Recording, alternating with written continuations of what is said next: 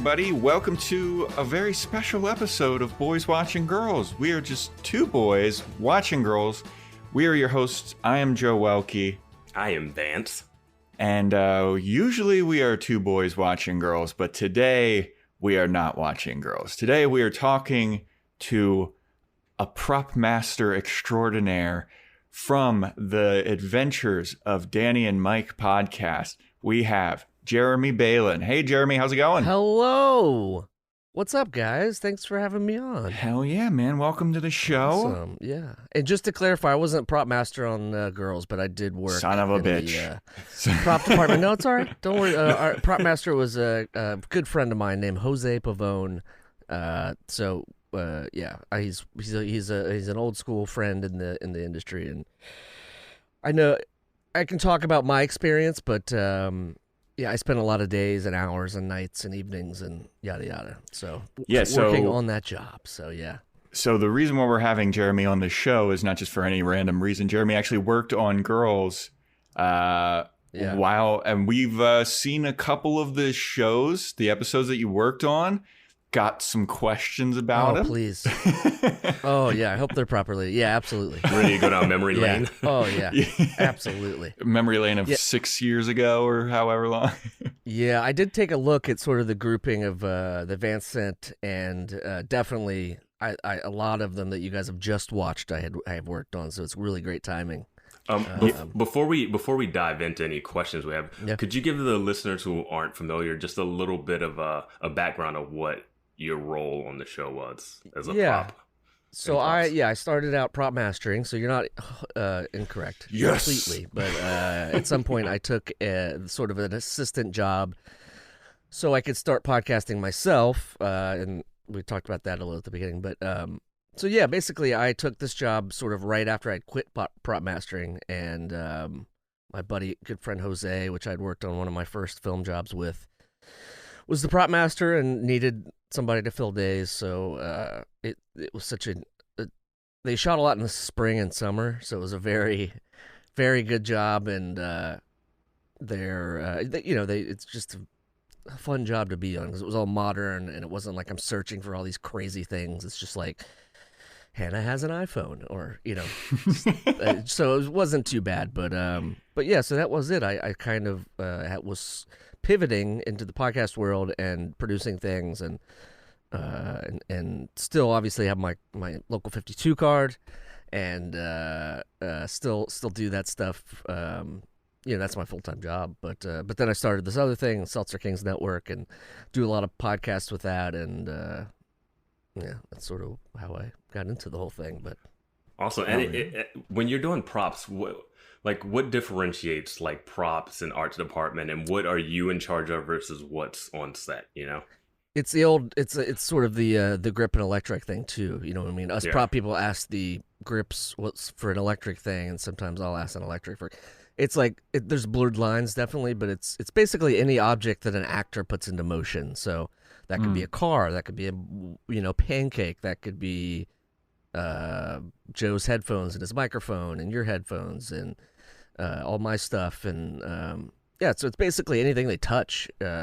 Cars, any of the animals, any of that sort of stuff. Our department does a huge breakdown of it, and basically they have a shopper, somebody goes out and gets everything, and then we have people on set that run it, and certain, the proper assistant usually runs set, so they'll be like sort of the contact person on set, the person who leads set. And when I was there, that was her name was Danielle. She was the lead on set, and then I was sort of like just hands at that point, just helping out. But I've made a lot of Hamptons trips, a few Hamptons trips, some trips out, just places I wouldn't have gone if I wouldn't have worked on Girls. So it was a nice job. It was a lot of fun. Awesome. Yeah. So you said that you're in charge of getting animals if need be? Animals, yeah. That's what? What kind of animals? So you've worked on a lot of different projects. What? Tons, yeah. What animals have you had to get? I had to get a swan once, a couple swans. And they wanted them to do that like swan thing where they're like hugging and kissing. You have animal wranglers on each side. They have monofilament tied to their feet, And so they're trying to like guide them and make it look peaceful and serene, but they're just like flopping around the water. Like, why are you dragging me? So that, stuff like that, dogs, dogs attacking. I don't know what the weirdest thing is though. We actually created, it's in the other room, but I have the head from a zebra for this show Elementary that I worked on. And it was an extinct zebra called the Koaha. That's like the Sherlock Holmes show, right? Yeah. Lucy That's another one. That was after Girls, but then we had to make animatronic ones and like, which is a whole other thing. But I'd say like horses, swans, dogs, cats. Good Lord. Rats, fucking rats and dead. Can I curse on this? Yeah. Okay. That's all I do. Yeah. But yeah, I know there were definitely pets I've that were on Girls, just because those were the days where you really wanted to work because you get to hang out with dogs or cats or That's whatever. awesome. Well, this wasn't one of my questions, but there's the episode where Marnie adopts a cat, and it's just there for like one scene. Like, I don't think we actually have ever talked about it again. She calls up Hannah and says, "Hey, I need you to come over. I just adopted the cutest little cat." And we have not seen that cat in a long time in the show. Well, the cats, in theory, they can be like up in the rafters or something. Well, very much like Lena Dunham's history with adopting pets. You get them for a week and then you let them go. Really? Is that what she does? Well, there was like a weird controversy where she adopted a dog and she wrote a big like fancy like, "Oh my God, I love this dog." And then a couple months later, she gave the dog back to the adoption or like the rescue foundation because she was like, it was a big responsibility and people got on her back about it. But like, what is she supposed to do? Like be a bad dog mom as opposed to just giving it back? Yeah, I mean, some celebrities do that and then just give them to friends and family and like pass them down, like But I don't listen. If dogs, I have a foster dog now from that I've been fostering during the pandemic, and he is a handful. He's some sort of a mix, pit bull plus something. But yeah, it's a lot of work. It's a lot of work. He wakes me up at 8 a.m. to go outside, and then has all of his beats during the day that he has to hit. But yeah. So when you're going out to get props and stuff for shows like this, do you just have to go to thrift stores, or are there specific places that you go to look for stuff? Yeah, it depends. I'm trying to think specifically girl stuff. There's definitely funeral stuff that we used, and that for instance, like there's a where are you guys at in the seasons? Middle of season 4 right now. Yeah. Okay. So I have all of the episode 4, season 4. Yes, we have. Okay, so David's dead. Yeah. Yeah. So stuff like stuff like that. You can go to like a prop house in New York and they'll have options. Typically like something like that, set dressing, as you were saying before, as far as like the separations. But so that would actually probably be more set dressing than props, but just depends on who's working and who's the art department. But yeah, I don't know. I mean, I'm trying to think of any other really cool like things prior to you guys, what you guys have seen. I don't know. I think we'll just dive in, right, and like ask you some stuff, and maybe it'll jog some memories. Yeah, absolutely. Yeah. Oh yeah, John Cameron Mitchell was David, sir. Yeah. All right. Yeah. All right, Vance. I'm letting you lead this bad boy off. All right, well, we have to ask the question that started this whole podcast off, is the refrigerator magnets in Hannah's place. I know this is more probably like set dressing than props. But do you have any story, and this changed throughout the seasons, but I'm sure there was something. I'm actually googling a picture just to see what you're talking about, but yeah, that was definitely as far as I remember, that was set dressing. Yeah. Okay. Yeah, we had a big like the first couple episodes. Anytime we would see Hannah's refrigerator in her apartment, it was just littered with magnets, insanely so. And we're like, what is up with this? Like, I don't know any, like, I have like 4 or 5 magnets on the fridge just because a naked fridge looks a little weird, but it was covered. Yeah. And it was apparently, we had a listener let us know that it was a lighting issue. Like they were getting glare in the pilot. Oh, so that's what they were trying to do. And then like the next episode, they kind of changed it. And then recently, Adam has commented about what he should do with the magnets on the fridge. That's why we brought it back up. It was like this. Oh, really? See, I don't remember. And I was a big fan of Girls when I worked on it. That was one of the first jobs I worked on where I really liked the show and would keep up on it. Yeah.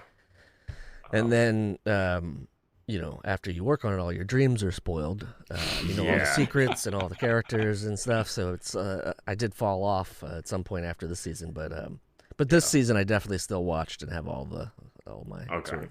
So when you say your dreams are spoiled, is it just because you get to meet the actors and actresses, or is it like that you get insight as to what's about to happen?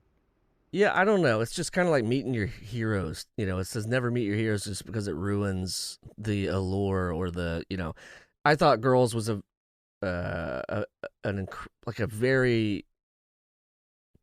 it's obviously a very New York show. And they travel out and go everywhere else, but for me, it's like I love New York shows like that, Sex and the City, and things like that. So I really like that feature where I could see them like, hey, they're in Greenpoint right now, and hey, they're in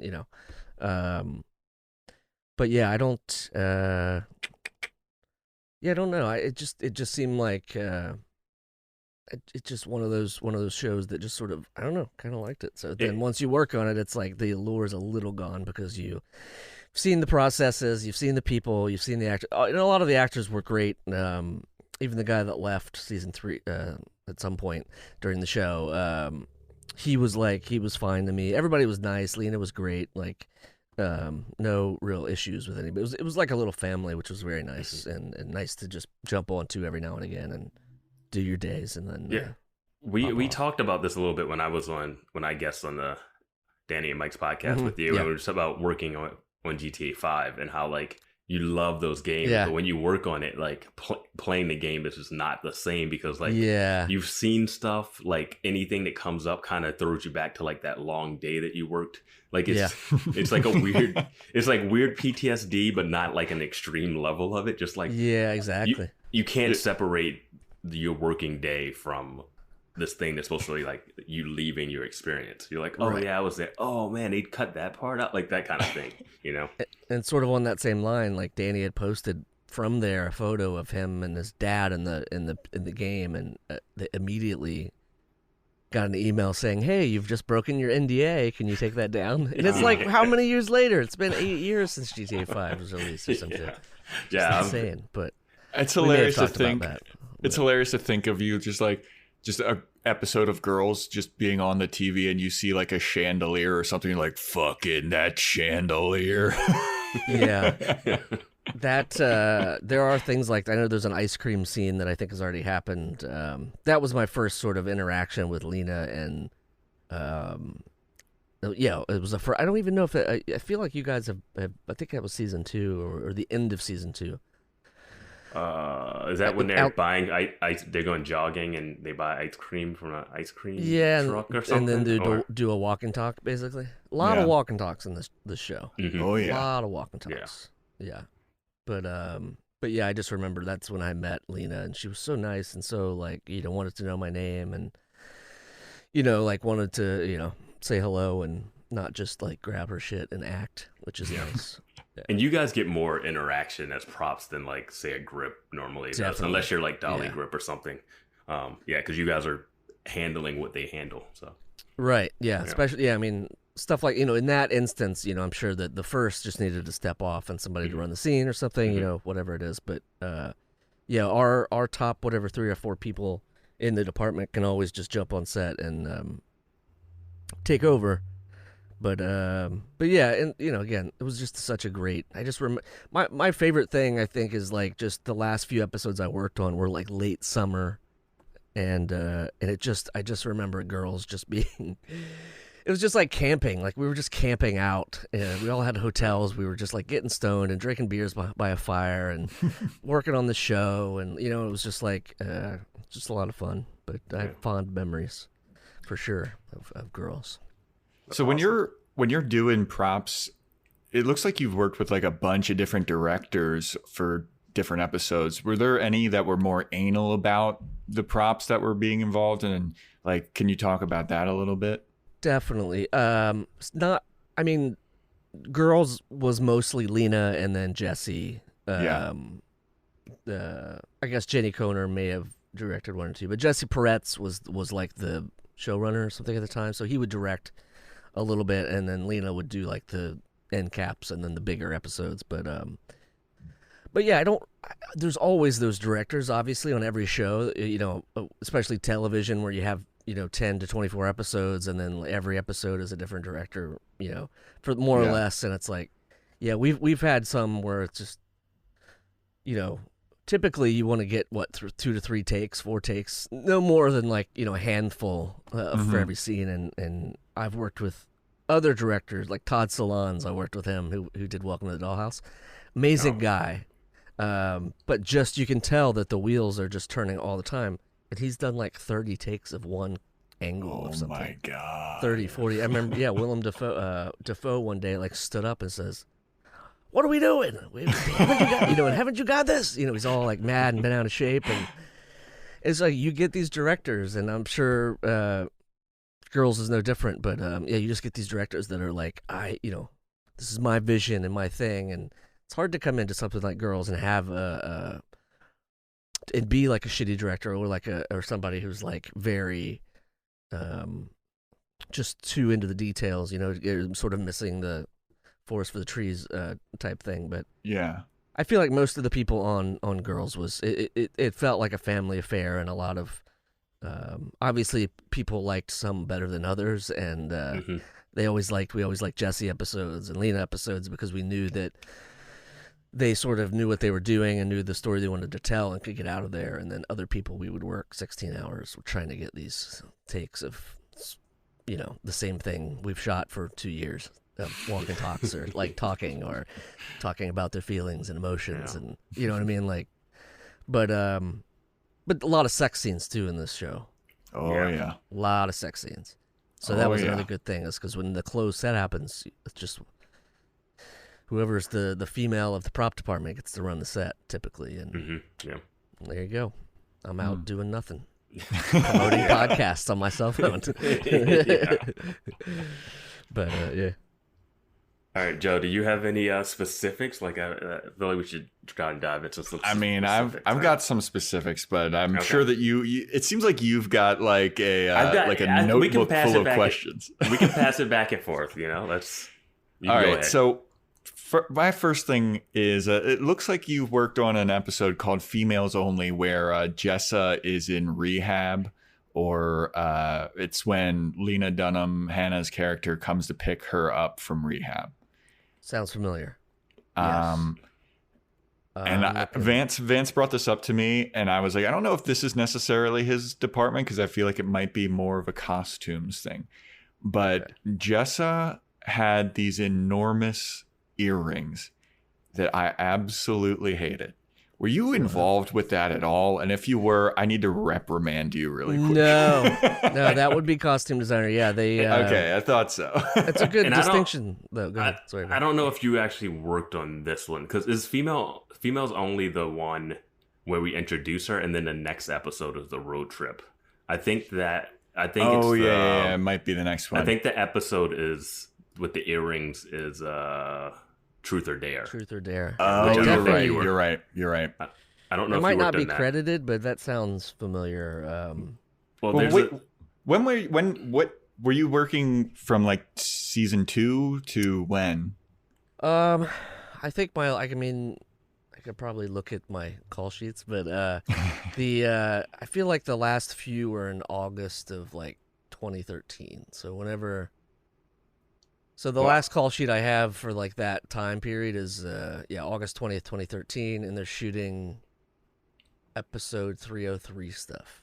Okay. All right. Well, I got a question for you, because I think you worked on the beach house episode. Yes. Oh yeah.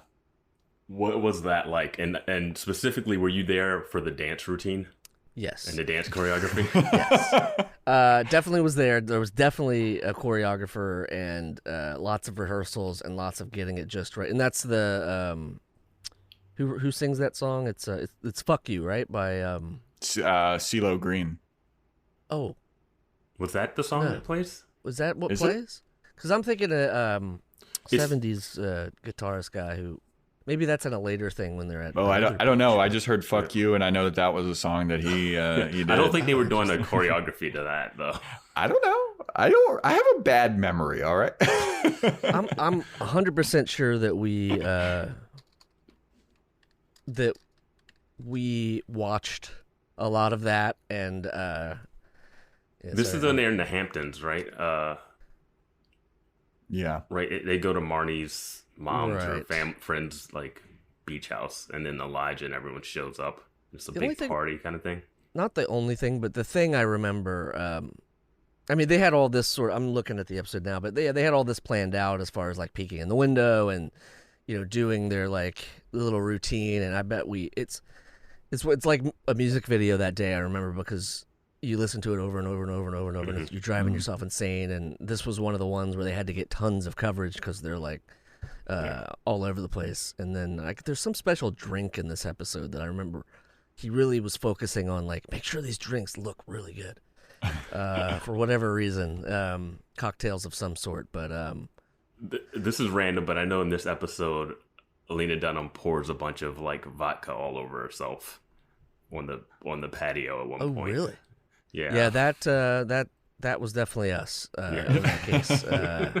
That was definitely resets galore and paper towels and costume. But sometimes they just went with stuff. Like, that was the great thing about this show is that I feel like a lot of times, I mean, they stuck to the script pretty well, but they also were a lot of good. They seemed like good friends, a lot of the actors. So it was like, yeah. I mean, it seems like Judd Apatow inspired, and he's like the king of improv in movies and TV shows, it seems like. So I think that they carried that spirit along with them in Girls.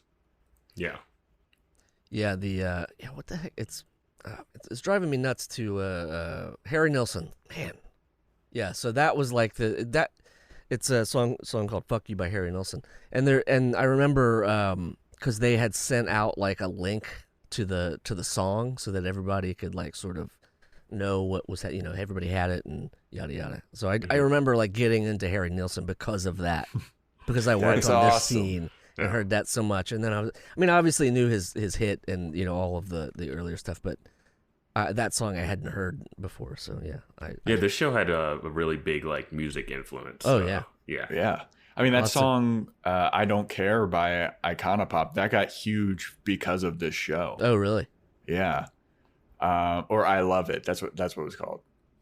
The one's like, I don't care. I love it. Really? I didn't. Yeah. Interesting. Yeah, that's in like a club scene, season 3-ish, 2-ish. I don't know. Yeah, I think that might have been like early season 2. Yeah. Did you ever have to like make any props, or just picking stuff up? Definitely made stuff. A lot of times Jose would be the one creating things, unless it had to be assembled or something on set. But so he would sort of do it and deliver it, and then we would manage it. So I didn't get to like create a lot. It was more of sort of managing on set. But yeah, I wish I could think of. I wish on one of these call sheets it just said, some crazy thing of, vase of lollipops. There you go. Hors d'oeuvres. No, but I can't remember. But I'm sure there was weirdness about. We've had an ongoing thing about Shoshanna's apartment. Okay. You worked on a couple seasons of this show, so you might have seen. Was her apartment always the same apartment? Because we cannot wrap our head around the layout of wherever they filmed. Whenever they cut to her apartment, I can't tell where they are. No, I think it did change, or I know things had changed from like the early first episode, or maybe I don't even know if it was a pilot that was picked up, and then I don't know how it worked, but I do remember that there was a vague recollection of something about an old set, but I didn't really. I don't know. Yeah. Okay. Yeah, because we have a lot of confusion. Every time they go to Shoshanna's apartment, it looks different. The layout's different. Oh, really? Well, at least it seems that way to us. And we're just like, I can't wrap I would love to see a floor plan of that apartment just because it makes no sense to us. Yeah, because sometimes seems like there's an extra room and Jess has been living there, but then sometimes they're on a pull-out mattress and the room's like next to the kitchen or it's right when you walk in. Like, it's like whatever the show needs it to be when it needs it to be it. It seems like just for that one. Did you, you haven't gotten to, you did episode 310 already, right? Yeah. Yep. Yeah. Apparently there was Sosha's Precious Tea from episode 10 of season 3. Is that when she breaks up with Ray or something? He's in and she's having a hard time, and I remember her on a park or something trying to drink it and spits it out or does something or another. But that was Il Bastardo for anyone keeping track in New York City on 7th Avenue. So go visit, ladies and gentlemen. Oh, nice. There you go. Yeah, that's awesome. I have a question for you, actually. Go ahead.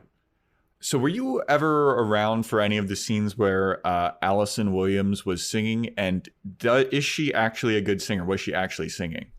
I believe she was actually singing. I'm sure it was cheated here and there for whatever. But I definitely remember because I was the guy. I was like, oh, you've played in bands. You get to set up everything. So like, they... I do remember there was a show, I think at Bar Matchless or something that they performed right on the end of season 3 or something. Season 3, she's performing all over the place. Oh, okay. That's kind of like her first thing of being like, I'm going to be a singer. And then she's just like going to open mics all over the joint. And just bang out who's ever boyfriend is singing this song at the moment. Yeah. Wait, is Bar Matchless still, is it still around? It is, well... I don't know, to be honest. I feel like it should be. I know the owner had died, I think, at one point, but may have came back. I don't know. No, that's a bad joke. But I don't know. I didn't know that was a joke. They're deep-seated sometimes. You have to really think about them. But we were all over the place. A lot of Greenpoint. The show was, very heavy on the Greenpoint looks. Well, speaking of Marnie, did you work on Marnie's music video that she films? Yeah, the fake music video. Yeah, it happens in the episode where Hannah's celebrating her 25th birthday party. Okay. But it's on her phone, so I don't know if they shot that I'm sure they shot it separately. I just don't know if you were a part of it or not. All of the I definitely remember getting that guitar a bunch from the truck, bringing it to set and doing that sort of thing. But yeah, I don't know. I don't remember specifically if I were a part of that. Yeah, she's like in a stairwell and she's like singing this Edie Brickell song. I mean, she was great. I remember watching one of the band performances and I thought she was great. We were all after one or two takes like, oh my god, like she actually sound like she got the pipes. You kind of don't expect that from Brian Williams' daughter. Yeah, Not that she's. Weird... I mean, she can stand on her own, but yeah, it's just a weird. It's just like you'd never would guess. It was a weird turn at the end of season 2, I think, where they were like, "Oh, she wants to sing," and you were like, "Wait, that's where we're going?" And then she sings, and you're like, "Oh, okay." Yeah, there's no evidence of her being a good singer previously. Like she had no interest in music. It seemed like. Yeah. She was working in like art galleries, and then all of a sudden she's like, I want to be a singer. And then she just starts singing. You're like, oh, okay. She can sing. Yeah, I do. I mean, I do. Yeah, I don't remember that specific scene, but I do remember, at least at one point or two being like, oh my God, she's got the pipes. Were you around when, for the episode where Adam's sister breaks the glass in her hand in the bathroom? I think it's she said okay. I forget the number of this episode, like maybe end of season. What is her name? I would never know her name. The Caroline, Gabby Hoffman. Gabby Hoffman. Yeah. So she was a child star, right? Mm-hmm. Gabby Hoffman. She was my favorite character of all of Girls. And I was a big like Shoshanna fan. I kind of liked how her character just was very, uptight, but I just thought she was cute. But and Marnie obviously is just drop dead gorgeous, and we all had set crushes on different girls, and it was like I just for whatever reason I thought that Adam Driver's sister in the show was just so fucking out there, but such a great actor. Yeah, just like captivated me. So I don't know, but so you're just so jealous of Laird, huh? Who is the is that? That's the downstairs neighbor. Yeah. Oh my God, Laird. What's Jonathan Glazer? What's that? Oh yeah, from Delocated. Yeah. Yeah, there you go. Oh yeah, right. Yeah, John Glazer, the neighbor with the turtle. Yeah. Yeah, he. Actually, I remember walking. I love John Glazer, and I've loved John Glazer for years. And the day he worked on one of the early days he worked, right after they sort of gotten to know him, whenever that was, season 2, 3, early season 3 or late season 2. Mm-hmm. I was like, I'm just gonna do it. I'm just gonna go say hello. And I talked to him on set, just like briefly things. And he was walking back to his trailer, done for the day. And I'm just like, oh, hey John, how's it going? It's just let you know, I'm a huge fan. I've seen a lot of your live shows, a lot of your stuff, and like, I think I gave him probably like a business card of our live show or something, or one of the podcasts or something. He did later come on to Danny and Mike, which I guess it did. That's awesome. That's cool, yeah. But I'm a huge John Glazer fan. I completely forgot he was even in the show until you said that. It's weird. A lot of these things are like, yeah, you're planting seeds in there. Some grow faster than others. Yeah, it's like, I mean, it's like you got to at least be like 5 or 6 years removed from all of this stuff. Oh yeah, if not 7. Yeah, I mean, the show ended. Last call sheet was August of 2013. So yeah, exactly. And we're just all fresh. Yeah, we're going through it. Did you finish the show, or did the experience just kind of like you like, all right, I get it? I remember watching the last episode, for whatever reason. I just wanted to see the finale. But no spoilers. No spoilers for us. I still might. You never know. Pick it up. But yeah, I don't. Those season 3 and 4 episodes were my core work days. Yeah. So yeah, that was. So again, it kind of ruined it after I worked on it. I was like, and it was getting to be 5, 6 years old, and like it's hard. I remember them struggling here and there too about like where the fuck do we take this and when do we end this? Every season we would go. Those I guess 2 or 3 would go and be like, nobody knows if it's coming back, and then Jose would be like, hey, we're coming back, season 3. And yeah, so anyway, it was just sort of like, I never knew. I wasn't sort of core crew, so I wasn't like getting the emails or but anyway, yeah, I was a fan. I would watch it again. I would see Adam Driver get hit by a car again. Why not? So were you a fan of the show before, and you were watching it, and then you've got a call to work on it? And yeah, I guess I didn't know one of my good buddies who got me a lot of work in the sort of beginning of my film career, but I didn't know he was working on it, or maybe I did. I don't remember. Again, a lot of alcohol between then and now, and other substances. But yeah, I don't. What was the question? Sorry. Were you a fan of the show before you started working on it? Yeah, definitely was. I mean, I definitely remember, because I didn't do any of the early season 1 stuff, and maybe any of the season 1 stuff, but I remember watching it. I remember religiously like knowing that it was one of the last sort of things before streaming ruined everything, and they would put things out one Sunday at a time, and I remember definitely watching those episodes. And when I got on season 2 or 3 or whatever it was, I definitely remember. I still watched them, obviously, afterwards. There's probably a chance. Yeah, I was trying to think. No, you go ahead. No, for some reason I thought it was in the background of one episode, but I have to go look. I don't really remember. It's just another one of these vague 10-year ago things that I'm like, I feel like I was like a coffee customer somewhere. Yeah, where was Ray's coffee shop? That was Greenpoint. Okay. Because I know there was Grumpy's, but then he moved to a new one. Yeah. No, and I definitely worked on the new one. I don't know. I'm sure a Google search would I could figure it out. But yeah, it's definitely another Williamsburg or East Williamsburg Greenpoint. Yeah, I couldn't recognize that, but I've been to that Grumpy's in Greenpoint, and that's right next to the sets and near all those stages, so it was super convenient. Yep. You know how it works. Everything has to be close. Yeah. You want to move those trucks around. Yeah. Save that. But you also, I think you worked on the episode which was one of Joe's favorite scenes, where Amy Schumer and the actress Natalia, they confront Adam at Ray's coffee shop. It's I forget the episode. I think I have it written down. It does sound familiar. Females only. It would have been the one that had Jessa at her rehab thing. So I don't know if you were in the city for that, because that's the only time they're like, yeah, I don't know. That's the first. It's the opening scene of that episode, I believe. Oh wow, okay. With Amy, did you work on any of the Amy Schumer episodes? Can you recall?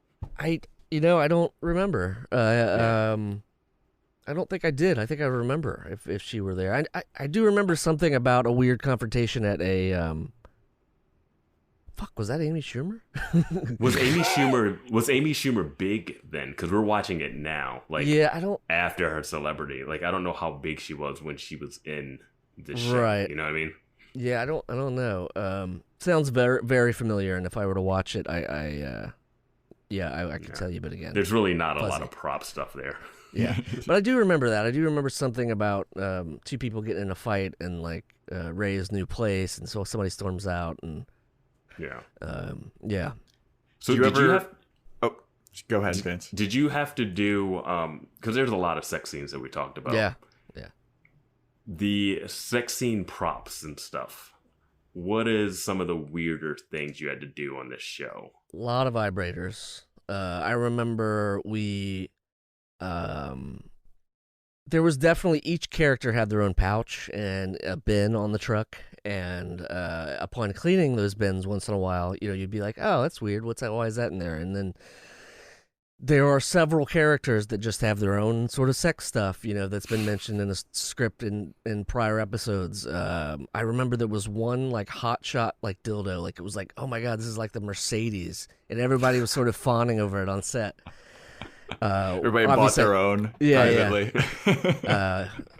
Lena should have just done the Oprah thing, you know what I mean? Just giving them away. But, yeah, just wrap gifts, right? Yeah. No, that was this. Again, I got a speaker, little girl speaker. Oh, that's awesome. Yeah. And a coat. But yeah, it's a girl's jam box for the listeners. Yeah, for listeners. Yeah, jam box. Yeah, sorry. Yeah. Like a Bluetooth speaker or something. Yeah.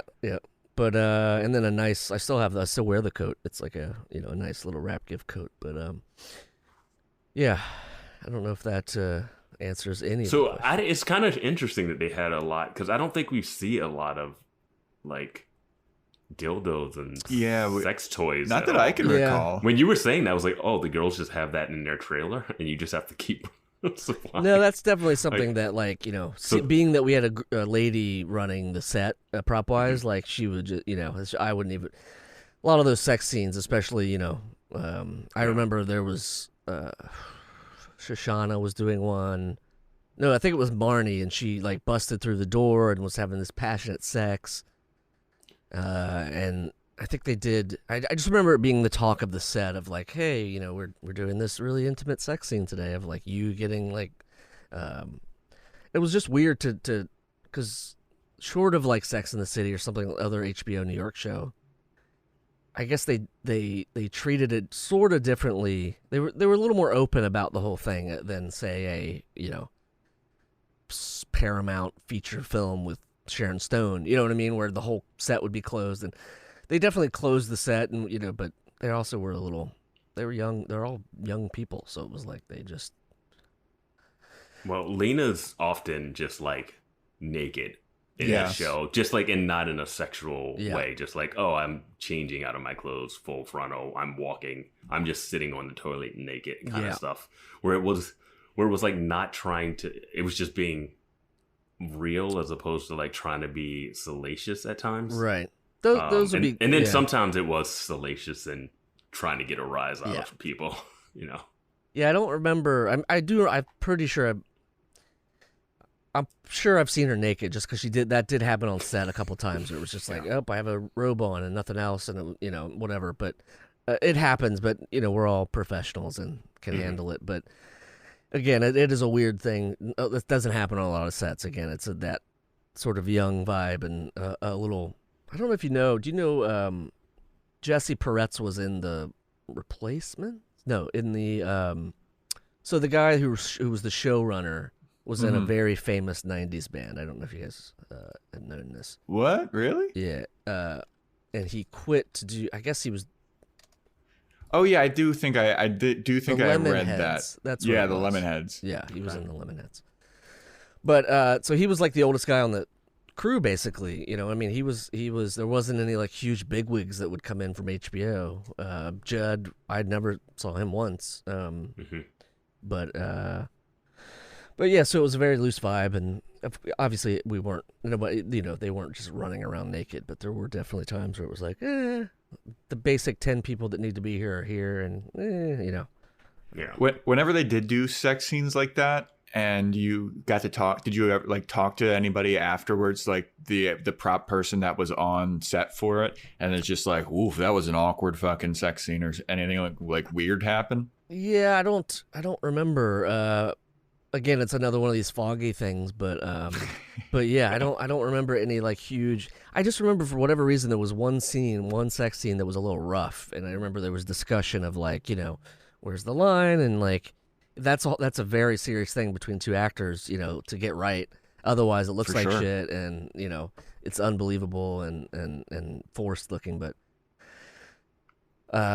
yeah, so I definitely remember there was talk here and there, but I don't, again, fuzzy. All I know is that Allison Williams is like the master of showing no nudity during these sex scenes. Like everybody else kind of, really? Yeah, I think Shoshanna maybe even at a certain point, like you may have seen her. I don't think butt we've ever or seen something. Shoshana topless, Oh, really? and I don't think we've ever seen Allison Williams' character fully topless.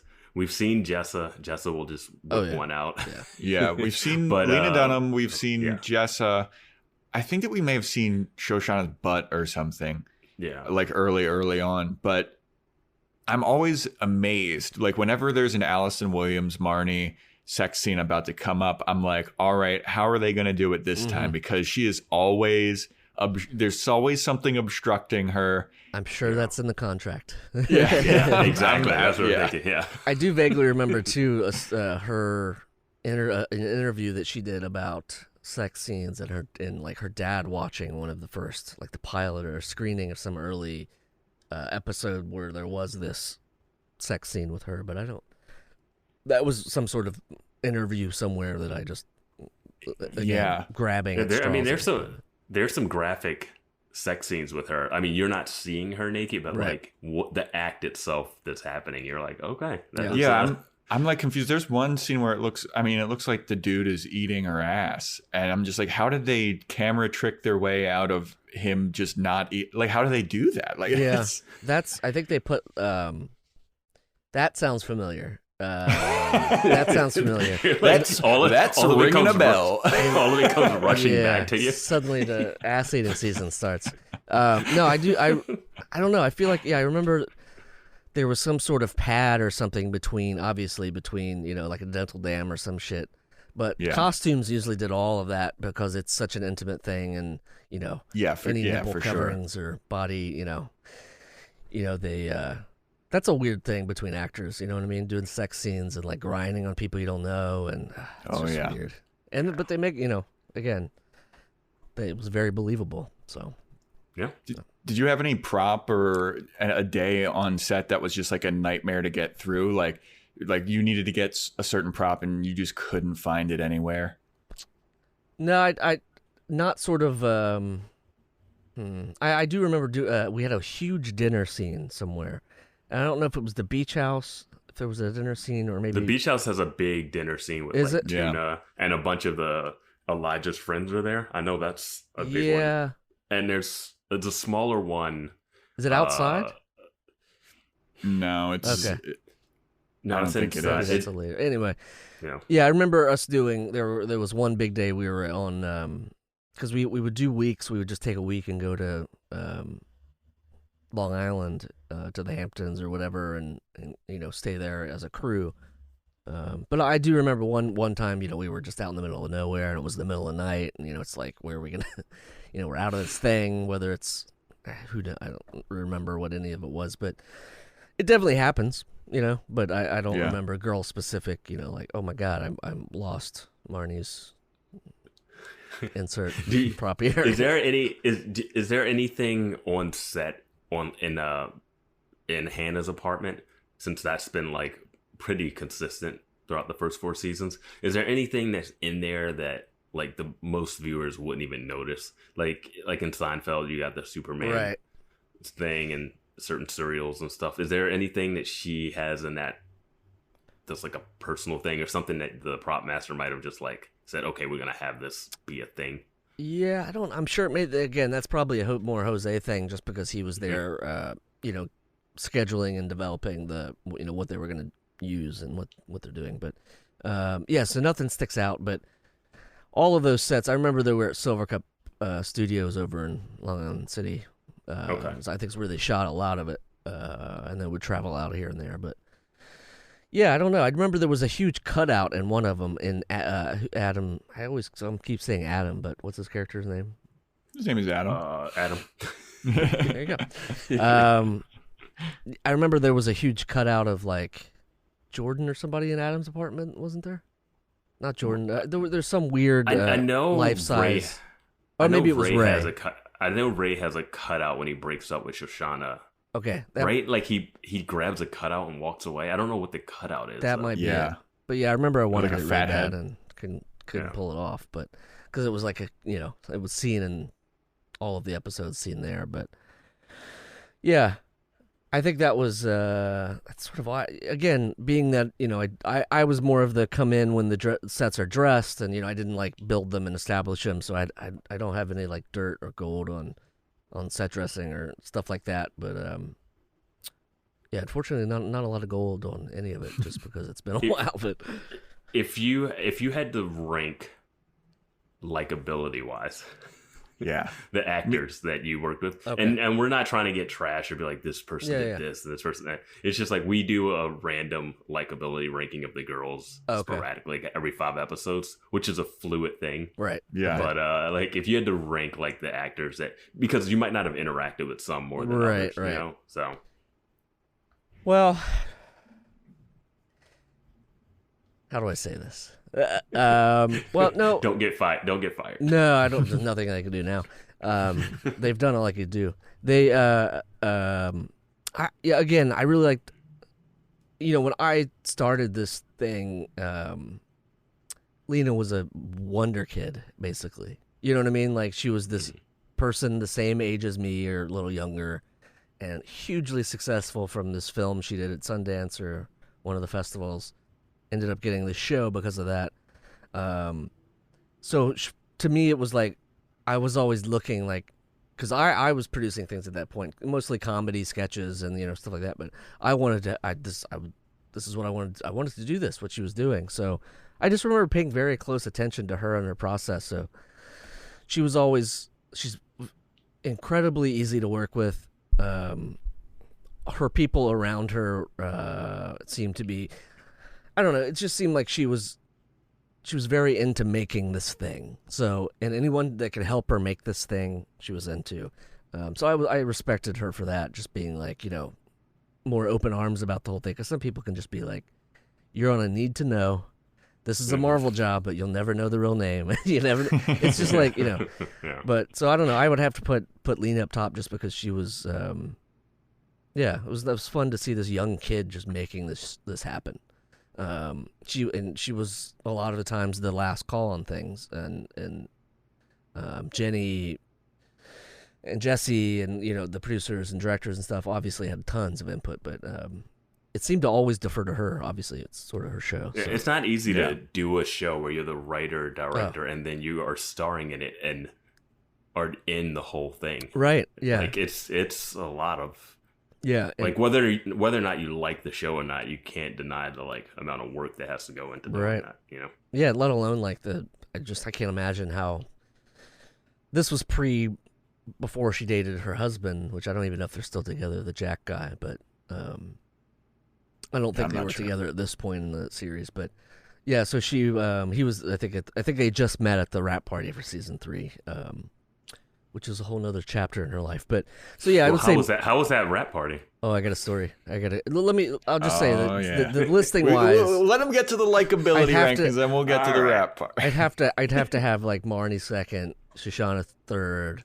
Yes. I don't know, though, man. It's likability. But dude, in the character likability rankings that Vance and I do, Jess is always like way, even when we include extra characters. Yeah. For me, at least, she's always at the bottom. Well, Marnie has been floating at the bottom though for a while. Yeah, Marnie's taking a tumble down the rankings. And we're judging character from story and show, not person we work with. So yeah. I don't know. Tie for first, I'd say. No, but I would have to. Jessa was great too. She was sort of like Adam's sister. We're a little, very loose, but she was so well respected on that set, and I couldn't figure it out because she was obviously an actor, but she had, I guess, done all this other stuff, and so she was. I just remember her being very well respected on set, and she was so nice to everybody. Shoshanna could be a little short here and there, just because, she's a little like her character, whether she would admit that or not. I think, but so she was a little, could get a little rushy, hasty, but honestly, nobody was assholes. Nobody was too cool for school. It seemed like they were all there to just make this show and have fun, Yeah, did you notice Adam, any difference in Adam when he was starting, because I feel like he was starting to get a little more shine at this point in his career. Did he just stay even keeled through that, or? I think so. I think that this written in the story is somewhat accurate, about him and his acting and doing the thing, and I think you're right in that zone of him becoming an actor where you guys are at right now, it seems like, but not really. I think, again, people knew he was going places. They didn't necessarily know he would be the face of Star Wars, but again, he was another respected actor. We got this guy, but again, a very low key, wasn't a huge score, but then they knew that he had so much amazing potential, and he was just great on camera. Just really, really good, and he was the most method. Obviously, you could probably guess that, but he was probably the most method actor of the bunch. Just because is that why they tamed his character down, because they couldn't keep him being in that method? Maybe. Yeah. Did Adam ever pee on you, Jeremy? Yeah, not intentionally on set. No, that's hazard pay. No, but he was, again, I don't know if he's in the rankings, but yeah, he would definitely be up there. He was always nice, very reserved. He was kind of. He reminded me of when I worked with Ryan Gosling right before he sort of blew up. It was after The Notebook, but it was sort of it was a job called Half Nelson, and it's sort of that same vibe of he was really into the art of the thing and really loved the part of deep diving on these characters and trying to fill the world as much as possible. But so we always respected it and was just let's watch. Well, we do rank the guys, and the guys that we've been ranking so far are Adam, of course, Ray, Elijah, and Desi. Okay. Charlie was in there. And Charlie was in there for a while. Marnie's ex-boyfriend, but he appears to be gone from the show. So, okay, yes. And that was first episode of season 4? He might have gone halfway through season 3. Yeah, we haven't seen him in a while. Okay. Yeah. I remember there was a lot of discussion about that on the set. And it was I was there one of the days that, one of the early days after we had started shooting and he wasn't there, and it was just kind of weird. Just because they'd started this thing and done a whole season with this guy, and then well, I don't even know what happened, but the rumor was he supposed to be there? They wanted him back, absolutely. Okay. They had no.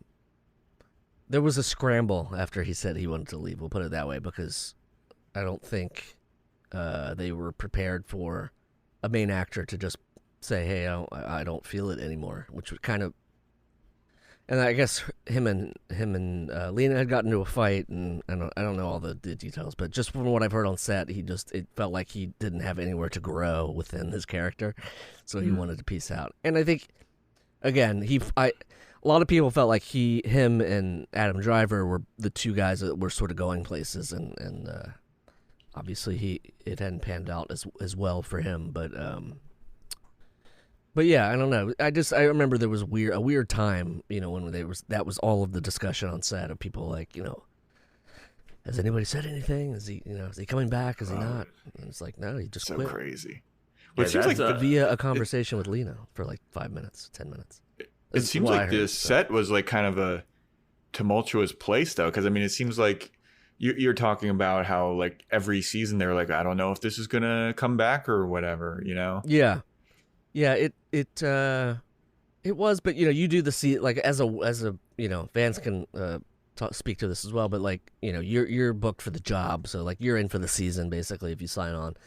I was a little different because I was an additional, but so yeah, you're there regardless, but you're kind of stuck with whatever drama happens, regardless. Yeah, I remember my first movie set I ever worked on I was like an intern grip basically. Mm-hmm. And I was just like doing like something where you're like ladders in this big banquet hall, like capping lights or something. And then it was like everyone out, close set. And then I couldn't get down from where I was. So I was just in the room while the actors and director were like just going at it. Wow. Oh my gosh. It was just like, oh, okay, they're going to hash out some stuff and I have nowhere to go. Yeah. I'm just going to be in the room hearing it and just like, all right, yeah. Yeah, again, a lot of that stuff didn't happen on set, but like, it was more of like, towards the end of season 1, we're like, is season 2 coming? And, season 2 was announced and was like, well, maybe, season 3, So yeah, it was always I less sort of hectic and worrisome and more like, if this is it, this is it. You kind of have to be like that on shows like this, but So what was the deal with the rap party that you were gonna get into? Yeah. So fun. So went to the rap party. That was the season I worked quite a bit on. Went to the rap party. It was at a nice place in again Greenpoint or East Williamsburg or Williamsburg. But I remember it having a huge backyard and then a bar and a fire pit. And Lena is just like saying hello to people that's walking in. And I walked in and I brought my good friend Danny Tamborelli, who was Little Pete on The Adventures of Pete and Pete. And immediately she recognized him. And not that I was like, hey, how's it going? And then she was like, oh, hey. And then she was like, oh my God, you're Danny Tamborelli. And then they had a discussion a little bit and hi, blah, blah, blah. But the weirdest thing happened like towards the end. Maybe I have it confused, but anyway, I just remember walking out, and I think I was going back. I was going home for the evening, and I was like, Lena, thank you so much for all the, she gave away stuff and gave gifts away, and yada yada. It was the end of the season. We were just so proud and so happy for you, and I went in for a hug. I do remember, and she wasn't necessarily expecting a hug. I'm just a hugger. It's just what obviously in these days it wouldn't fly. Girls would be a different thing these days. Even 2013 girls would be much different than it is today. Yeah.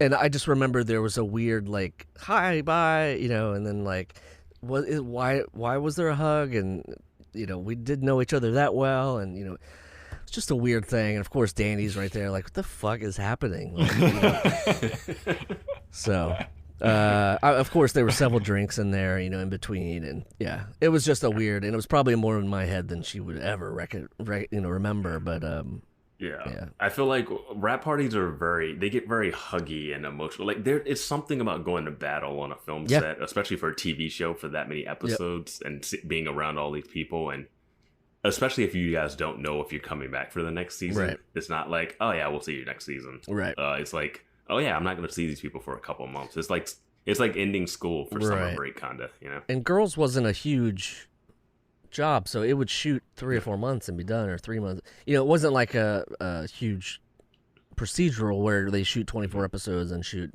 18 months out of the year. It was like those 3 summer months. That was their golden time. There's only 12 months in a year. Wait, what? Since when? I caught that too. I wasn't going to do it. What did I say? Like, 10 months? You said 18 months. 18. Wow, that would suck. Oh boy. It's getting to that point. Getting to that point. You've been celebrating birthdays all wrong. Exactly. I'm only 22 years old now, luckily. Scoturber. Yeah. Did you ever get to keep any of the props that were on the set, or is there any like souvenirs that you got to take home with you? Not really from, like a lot of my spices came from girls. They bought like, all these really nice like they had the grinder built in, and they were like the fancy $10, $20 ones, and you have a bunch of shit left over after a scene, and I just remember for years I had all of the spice rack from girls from the beach house scene, and just that I would just use, but sooner or later they got gross. I don't know. I don't know about. Obviously, especially being in the prop department, you can kind of you get first dibs, so to speak, at times. Yeah. But I don't remember there was anything that I was like, oh, I need that, or I'd love to have that. Because at that point I'd gotten some swag from the season wrap, and it's like, I wasn't necessarily looking for freebies, but I don't remember. I don't think I took any and all the dildos were picked through already, so it was nothing. Yeah, no more Mercedes. They just went. Yeah, they just went fast. Yeah, that's the grab bag, the choice grab bag item. But I don't remember any specific thing.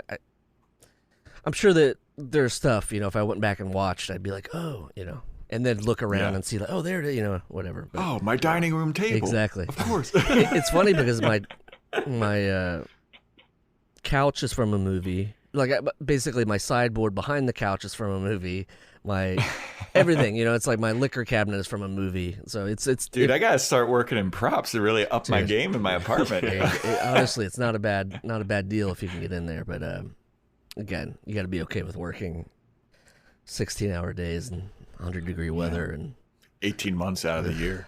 It's a lot. Yeah, the 18 months out of the year. 18 months a year. Oof.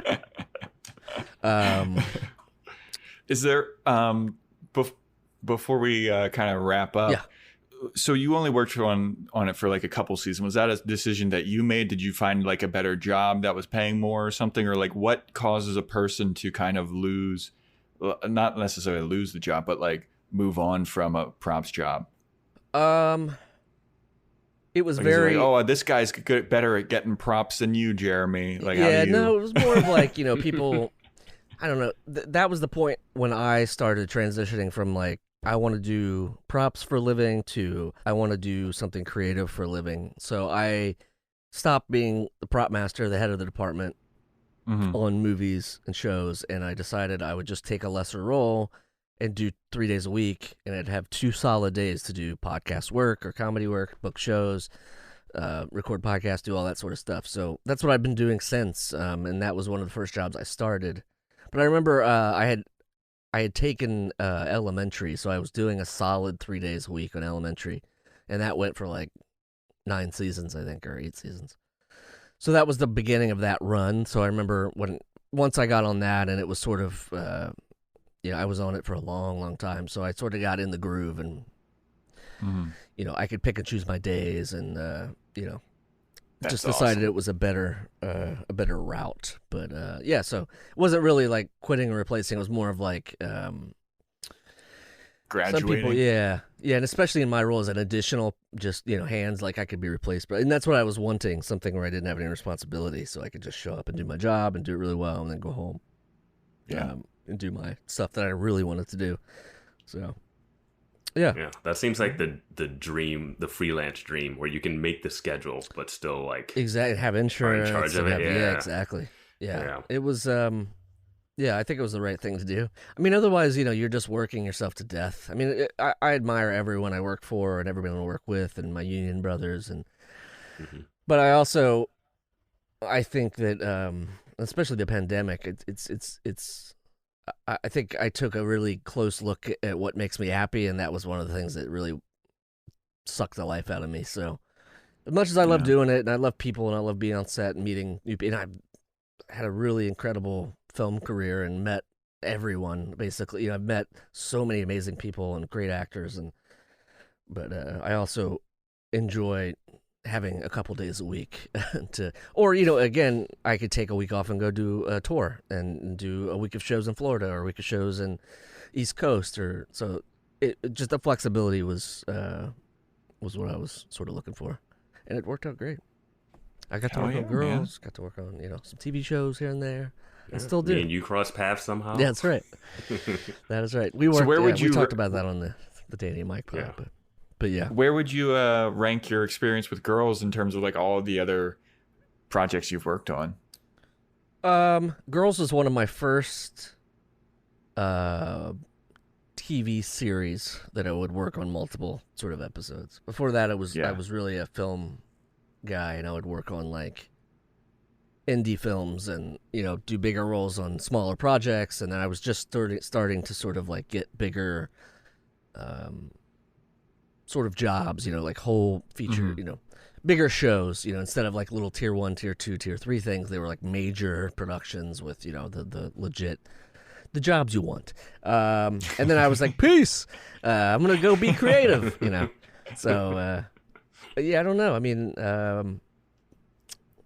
love Jose, the Propmaster. The guy's amazing, and I met my good buddy Dave Brenner, who we do a podcast together. It's been sort of defunct for a little while, but so I met Santos. You guys know Santos or Vance? Do you know Santos? I don't know. Met so many good people that I still today talk to and like consider friends. So, but I mean, it's definitely up there. It's definitely up there because of the time we were shooting it, and like, I don't know. It's fun to sometimes just get whisked away to Long Island to the Hamptons and shoot there for a week. You know what I mean? It's pretty fun. But yeah, it's definitely up there. TV wise, definitely up there.